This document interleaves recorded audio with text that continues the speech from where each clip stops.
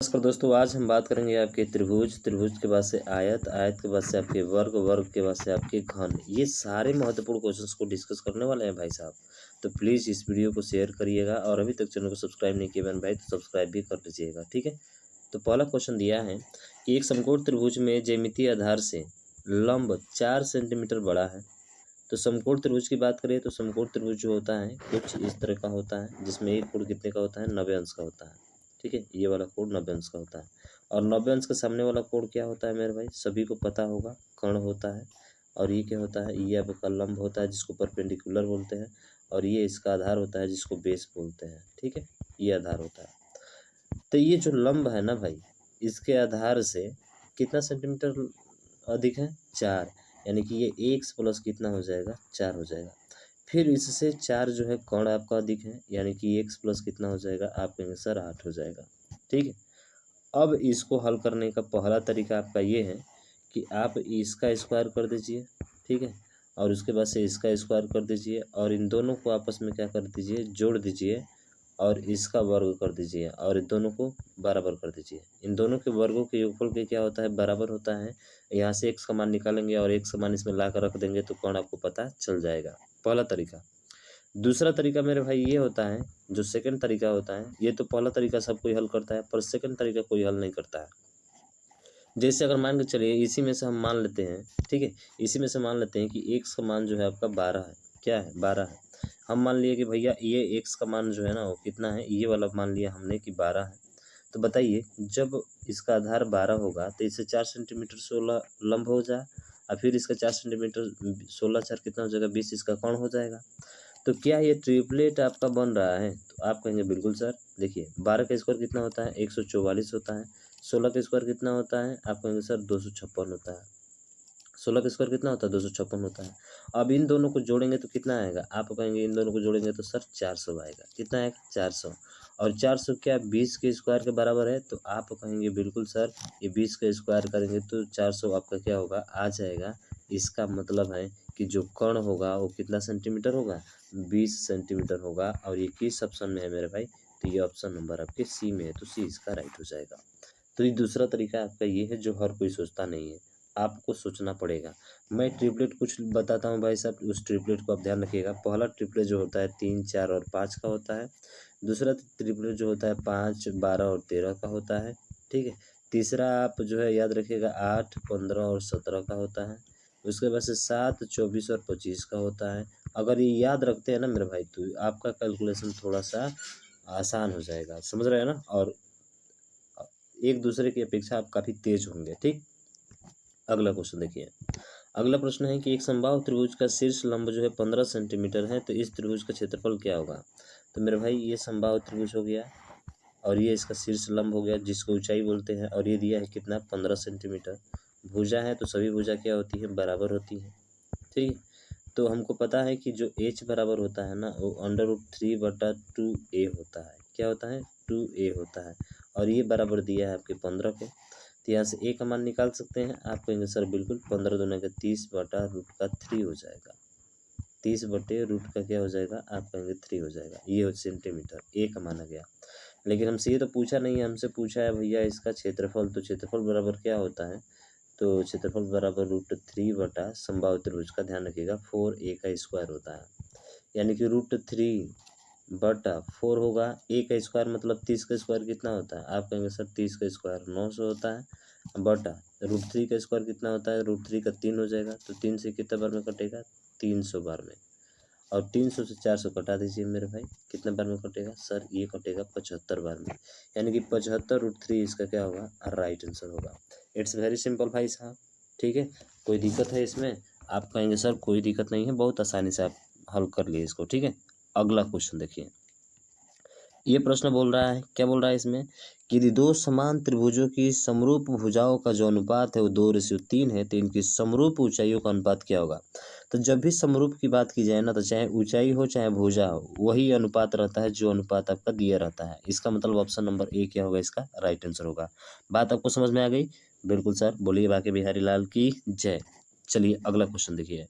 अगला प्रश्न है कि एक समकोण त्रिभुज के कर्ण की लंबाई, तो मेरे भाई समकोण त्रिभुज बनाते हैं। अब तो पता चल गया होगा कि लंब, कर्ण और आधार कौन सा है, ठीक है। सबसे छोटी भुजा की दुगुनी लंबाई से 2 मीटर कम है, तो सबसे छोटी भुजा मान लेते हैं कि ये एक्स है। अब इसका कर्ण जो है दोगुना है, और दोगुने से दो क्या है, कम है, तो दो घटा देंगे। सेम जैसा बोल रहा है वैसा किया है भाई। यदि तीसरी भुजा सबसे छोटी भुजा से 2 मीटर अधिक लंबी हो, तीसरी भुजा जो है ना 2 सेंटीमीटर अधिक क्या हो, लंबी हो, यानी कि x+2, ठीक। अब इसको भी सॉल्व करना है, तो मेरे भाई पहले जैसे सॉल्व करेंगे जैसे किया था वो तरीका था। दूसरा तरीका ये है कि जो पूछा है, कर्ण पूछा है ना हमसे, तो कर्ण पूछा है तो कर्ण बराबर अगर मान लेते हैं कि 10 है, कर्ण बराबर अगर मान लेते हैं क्या है, 10 है, तो बताइए यहाँ से x का मान आप निकाल सकते हैं। आप कहेंगे बिल्कुल सर, ये 2 जाएगा तो इधर जुड़ जाएगा, और ये 2 जाएगा तो भाग करेगा, तो 12 में 2 का भाग करेगा तो x का मान कितना आ जाएगा, 6। तो अगर ये 6 है तो ये क्या होगा, तो आप कहेंगे सर ये 8 होगा और ये 10 होगा। तो क्या ये ट्रिपलेट बन रहा है? अगर ट्रिपलेट बन रहा है तब तो हमारा आंसर सही है। तो 6 का स्क्वायर चेक कर लेते हैं, 36, 8 का स्क्वायर 64, जोड़ने पर क्या आना चाहिए, 10 का स्क्वायर यानी 100 आना चाहिए। बिल्कुल सर 100 आ रहा है। इसका मतलब कि हमारा 10 ही क्या होगा, राइट आंसर हो जाएगा भाई। बोलिए बाकी बिहारी लाल की जय। मज़ा आ गया कि नहीं? बिल्कुल सर मज़ा आ गया, यहाँ पे कोई भी दिक्कत नहीं है, ठीक है। तो समझ रहे हैं ना, एक तरीका ये है। तो ध्यान रखिएगा, इसी तरीके से आप करिए भाई, थोड़ा सा अन्य से बेहतर आपको बनना है तो, ठीक। अब बोल रहा है कि एक आयत जिसके आयाम जो है 4 सेंटीमीटर और 5 सेंटीमीटर है, मोड़कर एक समबाहु त्रिभुज बनाया जाता है। एक आयत है, इस आयत को जब मोड़ेंगे भाई तो चारों तरफ से मोड़ा जाएगा, तो ये बराबर होगा किसके, एक त्रिभुज के।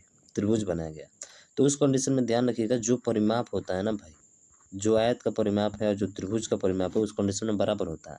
तो आयत के परिमाप का फॉर्मूला क्या होता है, 2 × L + B होता है, और जो त्रिभुज का परिमाप होता है, समबाहु त्रिभुज है तो 3a होगा। समबाहु त्रिभुज है तो क्या होगा, 3a होगा। अब 2 दिया है, लंबाई प्लस चौड़ाई आपका दिया है 4 सेंटीमीटर और 5 सेंटीमीटर, 4 5 कितना हो जाएगा, आप कहेंगे 9 होगा, बराबर 3 × a हो जाएगा। तो 3 से ये 3 बार में कट जाएगा, और 3 दूना का 6, यानी a का मान कितना आ गया आपका, 6 आ गया। ए का मान कितना आ गया, 6। पूछा है कि समबाहु त्रिभुज का क्षेत्रफल, अरे भैया अभी तो बात किए थे, √3/4 ए का स्क्वायर होता है। ए का स्क्वायर मतलब 6 का 2 बार गुणा, तो 6 का 2 बार गुणा, 6 का कौ बार, 2 बार, तो 2 से 2 3 बार में, फिर 2 से 3 बार में, 4 ये खत्म हो जाएगा एक बार में, ठीक है। और तितली का 9, 9√3 सेंटीमीटर इसका क्या होगा, राइट आंसर होगा। बोलिए बाकी बिहारी लाल की जय। बहुत सिंपल है क्वेश्चन भाई साहब, इसमें कोई तामझाम नहीं करना है। अब अगला क्वेश्चन आपके सामने ये दिया गया, फिर वैसा ही क्वेश्चन है, देखिए एक जिसका आयाम जो है इतना सेंटीमीटर है और उसे समबाहु त्रिभुज बनाने के लिए मोड़ा जाता है, इस प्रकार से बनी समबाहु त्रिभुज का क्षेत्रफल क्या होगा। भैया आप इसे कमेंट बॉक्स में हल करके इसका आंसर जरूर बताइएगा, ठीक है। चलिए नेक्स्ट क्वेश्चन चलते हैं, क्योंकि इसके जैसा पिछला वाला क्वेश्चन था, ठीक। इसमें बोला है कि एक समांतर चतुर्भुज का आधार उसकी ऊंचाई से दोगुना है। समांतर चतुर्भुज जिसके आमने सामने की भुजा क्या होती है भाई साहब, बराबर होती है। ये हो गया आपका समांतर चतुर्भुज, ठीक है। अब बोल रहा है कि यदि समांतर चतुर्भुज उसके आधार की उसका आधार जो है ना उसकी ऊंचाई से दोगुना है, यानी कि ऊंचाई बात करें तो इसका ऊंचाई क्या होगा, h होगा। इसके h से ये जो आधार है ना मेरे भाई, ये इसका h का दोगुना है, यानी कि कितना हो जाएगा, 2h हो जाएगा, जो इसकी चौड़ाई हो जाएगी, इसको आधार बोलते हैं, ठीक है। ये आधार है इसका। तो समांतर चतुर्भुज का क्षेत्रफल पूछा है, तो क्षेत्रफल बराबर क्या होता है मेरे भाई, तो क्षेत्रफल बराबर होता है आधार इंटू ऊंचाई, h इंटू आधार कितना है, 2h है सर। बस ये क्षेत्रफल आपको दिया है 392। अब तो आसानी से हल हो जाएगा, h में h का गुणा करेंगे तो h का स्क्वायर, और गुणे 2 है तो 2, 2 से को बार में कट जाएगा, 2 एकम 2, 2 9 18 और 2 छक्के 12, 196, यानी कि h का स्क्वायर बराबर 196 आ गया। तो 196 किसका वर्गमूल है मेरे भाई, h बराबर रूट का 196 होगा ना, इतना तो सबको आता है मेरे भाई। तो इसका आंसर कितना हो जाएगा, आप कहेंगे सर इसका आंसर 14 हो जाएगा। बोलिए बाकी बिहारी लाल की जय। ऑप्शन नंबर ए इसका राइट हो जाएगा, ठीक है। सिंपल है ना क्वेश्चन, बहुत अच्छा क्वेश्चन है, ठीक है। अगला प्रश्न ये रहा, तो इस क्वेश्चन में बोला है कि एक चतुर्भुज के दो भुजाएं 16 सेंटीमीटर और 12 सेंटीमीटर है। तो भैया 16 सेंटीमीटर और एक कितना है, एक है आपका 12 सेंटीमीटर, तो 12 हो गया। फिर बोल रहा है कि इसका मध्य का कोण जो है 90 अंश का है, तो ये 90 अंश कोण हो गया, ठीक है। तो 90 अंश कोण हो गया, तो ये क्या हो जाएगा, आप कहेंगे सर ये वाला तो कर्ण हो जाएगा, हमारा क्या हो जाएगा, कर्ण हो जाएगा, ठीक है। उसके बाद से क्या बोला है इसने, फिर आगे चलें तो इसकी अन्य दोनों भुजाएं जो है 25/2 सेंटीमीटर है। यानी कि अन्य दो भुजा का मतलब होता है कि सर इसकी अन्य दो भुजा आपकी ये हो जाएगी, क्योंकि ये चतुर्भुज है ना। तो ये है कितना, 25/2 है, 25/2 ये भी है और 25/2 जो है आपका ये भी है। ठीक है, तो हमसे पूछा है कि चतुर्भुज के अन्य तीनों कोण समकोण नहीं है, यानी कि ये तीनों कोण समकोण नहीं है। ठीक है, तो चतुर्भुज का क्षेत्रफल ज्ञात करें। तो क्षेत्रफल ज्ञात करने के लिए देखेंगे तो यहाँ पे हम क्या करते हैं कि भैया एक ड्रा कर देते हैं लाइन। ठीक है, एक सीधा ऐसे, यानी कि एक लंब डाल देते हैं इस पे। लंब डालेंगे तो ये लंब क्या हो जाएगा, एच हो जाएगा। अब यहाँ पे भी एक समकोण त्रिभुज आपका बनेगा, क्या बनेगा मेरे भाई, एक समकोण त्रिभुज बनेगा। यहाँ पर भी एक 90 अंश का समकोण त्रिभुज बनेगा ना। तो कैसे निकलेगा, कर्ण का स्क्वायर, समकोण के सामने वाला कर्ण होता है। अब इसी का रूट ले लेंगे तो ऊंचाई मालूम चल जाएगा, और माइनस किसका स्क्वायर कर देंगे, 10 का स्क्वायर। अब ये कहेंगे कि 10 कहाँ से आया, सो हटा दीजिए। ठीक है, 10 कहाँ से आया, तो मेरे भाई ये 16 है, ये 12 है, तो अभी तो देखा था, तो ये पूरा मिलाकर यहाँ से यहाँ तक कितना हो जाएगा। आप कहेंगे सर यहाँ से यहाँ तक मिलाकर पूरा जो है 20 हो जाएगा। अब 20 होगा तो ये लंब जैसे खींचते हैं तो कितना होता है, लंब इसका आधा हो जाएगा तो कितना हो जाएगा, 10। तो 10 का स्क्वायर इसमें से घटा देंगे। ठीक है, और इसका स्क्वायर। ठीक है, तो 25 का स्क्वायर कितना होता है, 625 होता है। अब बट्टे 2 दूना के 4 हो जाएगा, और माइनस 10 का स्क्वायर कितना होता है, 100 होता है। तो जब इसको घटाएंगे तो कितना हो जाएगा, आप कहेंगे सर 625 है, अगर यदि 400 घटाएंगे तो 225 आ जाएगा, अब बटे 4 हो जाएगा। और 225 किसका होता है, आप कहेंगे सर 225 15 का होता है, और 4 का कितना हो जाएगा, 2, यानी कि 15/2 आ गया। क्या आ गया मेरे भाई, 15/2 आ गया। अब देखिए जो क्षेत्रफल होगा ना, जो क्षेत्रफल होगा वो होगा 1/2 आधार इंटू ऊंचाई होता है। तो इसमें आधार देखेंगे तो 12 है पहले त्रिभुज में। ठीक है, ये वाला देखेंगे तो आधार कितना है, 12 है, और इंटू ऊंचाई कितना है इसका, 16 है। प्लस इसमें देखेंगे तो इसमें आधार कितना है इसका, तो भैया आधार ये था, और ये पूरा कितना मिला था, आप कहेंगे सर ये पूरा 20 मिला था। इंटू ऊंचाई कितना है, तो ऊंचाई हमारा आया है सर 15/2, यहाँ पे निकाले हैं। ठीक है, तो ये 15/2 यहाँ पे लिख देते हैं, 15/2। ठीक, बस अब हल कर दीजिए, आपका आंसर आ जाएगा। तो अब आ जाएगा तो भैया ये तो जो है सब में गुणा करेगा, तो इसमें गुणा करेगा तो 2 से ये 6 बार में, और 16 छः कितना हो जाएगा, आप कहेंगे सर 96 हो जाएगा। प्लस 2 से ये जो है 10 बार में कट जाएगा, और 2 से यही 5 बार में कट जाएगा, आप 15/25 कितना हो जाएगा, आप कहेंगे सर 75 हो जाएगा। बस काम खत्म। तो 5 6 कितना होता है, 11 का 1, 9 7 16 और 1 17, यानी कि 171 सेंटीमीटर स्क्वायर आपका क्या होगा मेरे भाई, राइट आंसर होगा। बोलिए बाकी बिहारी लाल की जय। ऑप्शन नंबर डी इसका राइट हो जाएगा। क्वेश्चन बेहतर है ना भाई साहब, बहुत बेहतरीन क्वेश्चन है, आप इसको ठीक से देखकर अच्छे से प्रैक्टिस कीजिएगा, तुरंत आ जाएगा। ठीक है, अब ये प्रश्न है, यदि किसी समचतुर्भुज की एक भुजा और दो में से एक विकर्ण प्रत्येक 16 सेंटीमीटर है तो समचतुर्भुज के क्षेत्रफल से कितना होगा। ठीक है, तो यहाँ पे देखेंगे समचतुर्भुज है, यानी कि जिसकी सभी भुजाएं क्या होती है भाई साहब, जिसकी सभी भुजाएं बराबर होती है वो समचतुर्भुज होता है। और इसके विकर्ण जो होते हैं एक दूसरे को समकोण पर क्या करते हैं, काटते हैं, यानी कि 90 अंश की कोण पे काटते हैं। जैसे इसको मान ले ए हो गया, ये बी हो गया, ये सी हो गया, और ये डी हो गया। ठीक है, अब बोल रहे हैं कि इसका इसके जो है कर एक भुजा यानी कि एक भुजा मतलब ये 16, तो सभी 16 होगा भाई साहब। अरे समचतुर्भुज है तो सभी 16 होगा। और इसका विकर्ण 16 सेंटीमीटर, यानी कि एक इसका विकर्ण दिया है, ये वाला पूरा मान के चलिए 16 सेंटीमीटर है। तो 16 है तो मेरे भाई ये कितना हो जाएगा, 8 हो जाएगा। कितना हो जाएगा, 8। ये 8 हो जाएगा, ये 16 हो जाएगा। हमको भैया ये निकालना है, इसका लंब निकालना है। ठीक है, तो 8 हो गया, 16 हो गया, तो 16 के स्क्वायर में से 16 का स्क्वायर, ठीक है, 16 का स्क्वायर, ठीक है, और माइनस 8 का स्क्वायर घटा दें तो ये वाला मिल जाएगा, क्योंकि ये समकोण बना रहा है, समकोण के सामने वाला हमेशा कर्ण होता है, और इसका नीचे आधार हो जाएगा, और ये क्या होगा, लंब होगा। ये तो दूसरा विकर्ण पता नहीं है, पहला विकर्ण पता है पूरा 16 है, तो इसलिए इसको 8 भागों में बांट दिया, दूसरा को पता करना है। तो 16 का स्क्वायर 256 होता है, और माइनस 8 का स्क्वायर कितना होता है, 64 होता है। घटा दीजिए तो 6 में से 4 जाएगा, आपका 2 बचेगा। ठीक है, और उसके बाद से यहाँ पे देखेंगे तो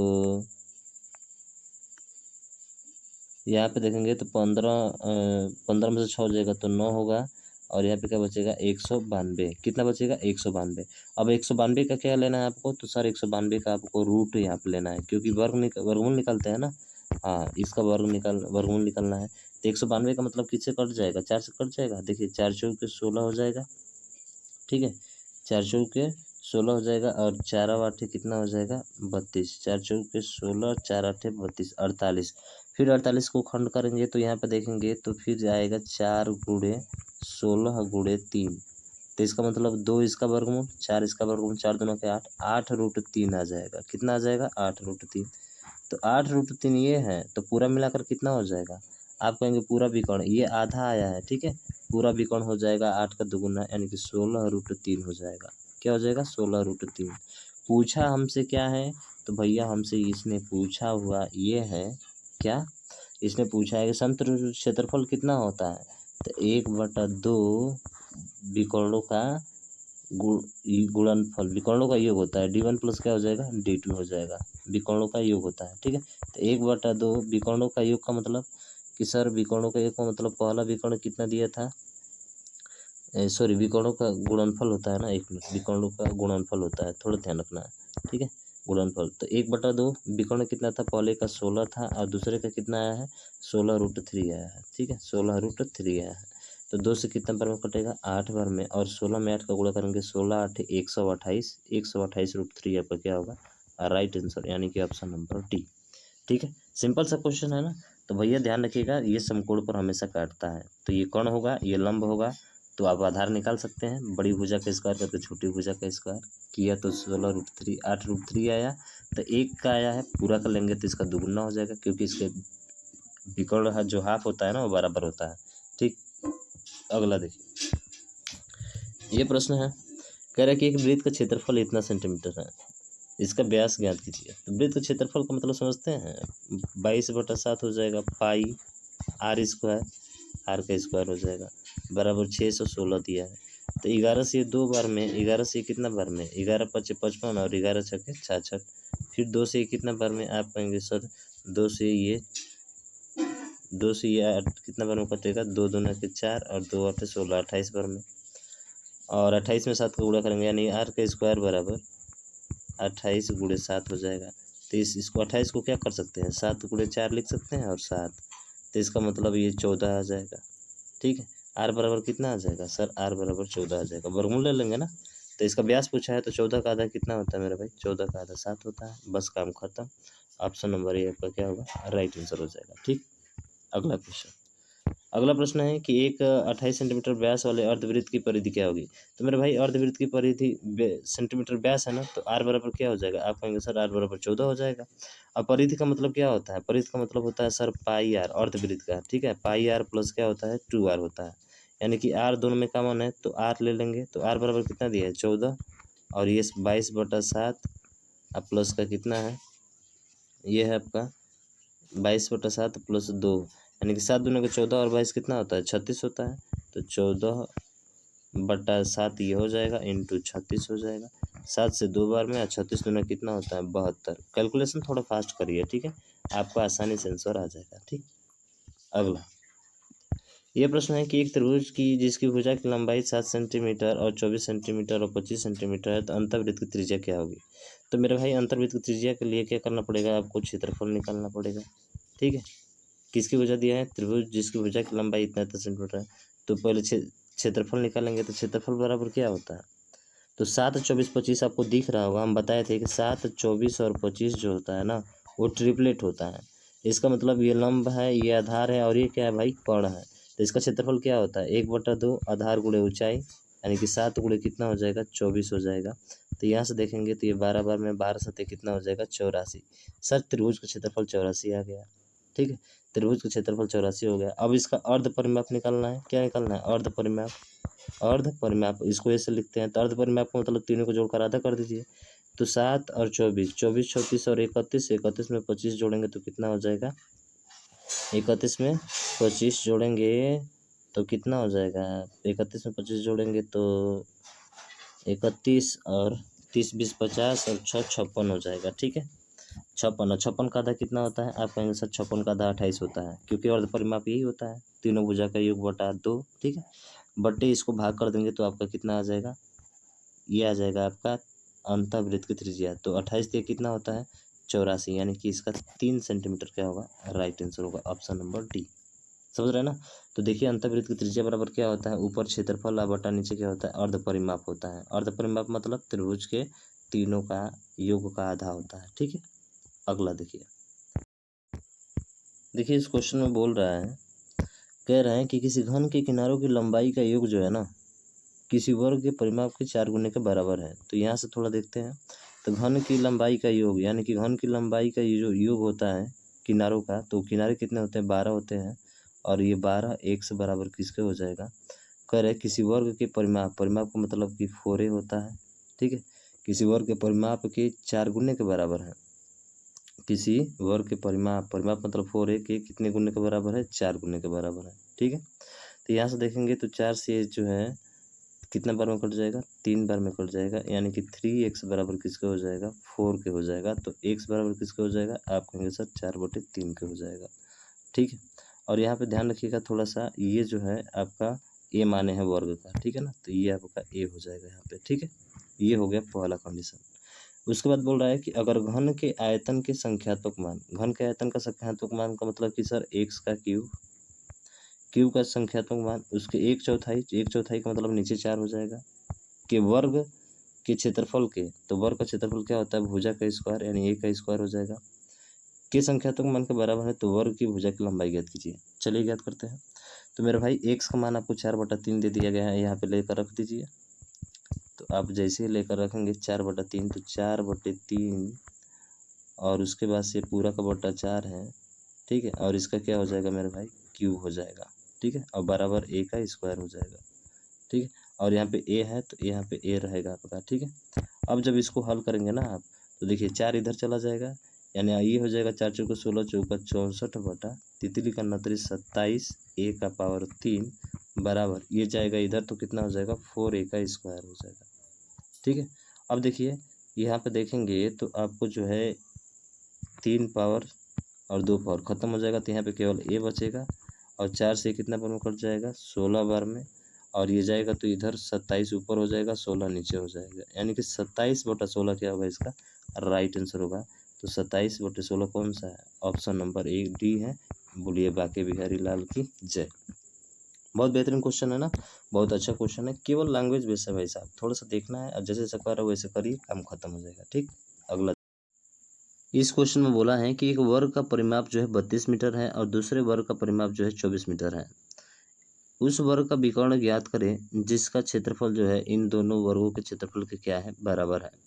तो मेरे भाई एक बात तो तय है कि आप देख रहे हो कि जो हमसे पूछा है विकर्ण, वर्ग का जो विकर्ण पूछा है, और विकर्ण का फॉर्मूला क्या होता है, आप कहेंगे √2a होता है, यानी कि √2 उसमें होना जरूरी है, और केवल एक ही ऑप्शन में दिख रहा है मेरे भाई, और वो ऑप्शन नंबर डी में है, तो डी इसका राइट हो जाएगा। एक तो तरीका ये रहा, चलिए फास्ट करने का। ठीक है, दूसरा तरीका आपका ये है कि वर्ग का परिमाप यानी कि पहली भुजा जो है 4a बराबर 4a1 लिख लेते हैं इसको, वो है 32। तो बताइए a1 का मान यहाँ से कितना आ जाएगा, आप कहेंगे सर 4 8 32 8 आ जाएगा। ठीक है, उसी तरह से 4a2 का मान बात करें तो ये कितना दिया है, 24 दिया है, तो a2 का मान यहाँ से कितना आ जाएगा मेरे भाई, ये आ जाएगा 4 8 4 6 कितना हो जाएगा 24।